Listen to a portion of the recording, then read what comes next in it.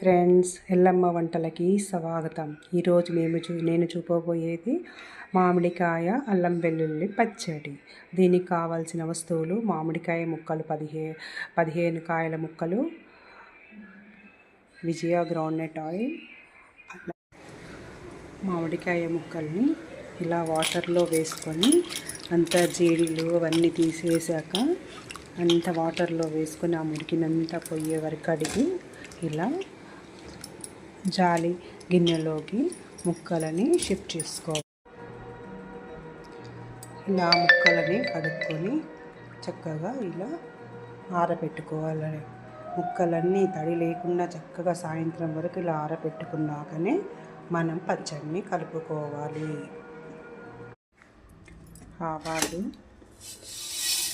మెంతులు, జీలకర్ర మిక్సీ జార్లోకి వేసుకొని మెత్తగా గ్రైండ్ చేసుకోవాలి.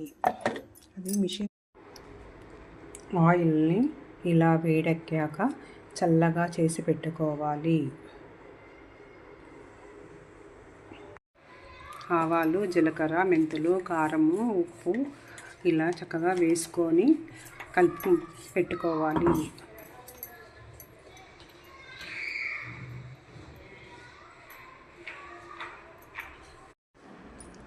ఆయిల్ ఇలా వేడెక్కాక అల్లం వెల్లుల్లిపాయ పేస్ట్ వేసుకొని కలుపుకోవాలి.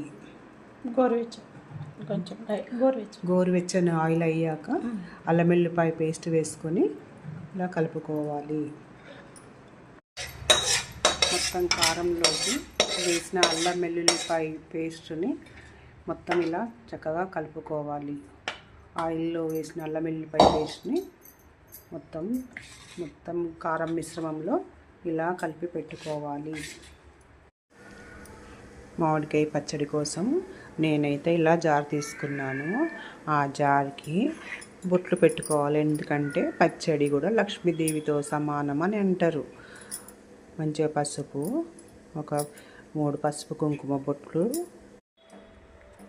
ఇలా జాడీ తీసుకొని చక్కగా కడిగి ఆరబెట్టుకొని జాడీకి ఒక 5 పసుపు కుంకుమ కలిపి బొట్లు పెట్టుకోవాలి.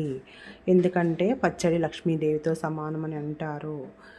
ఈ ముక్కలు ఇలా చక్కగా డ్రై అయిపోయాయి. ముక్కలు మనకు మామిడికాయ అల్లం వెల్లుల్లి పచ్చడి రెడీ.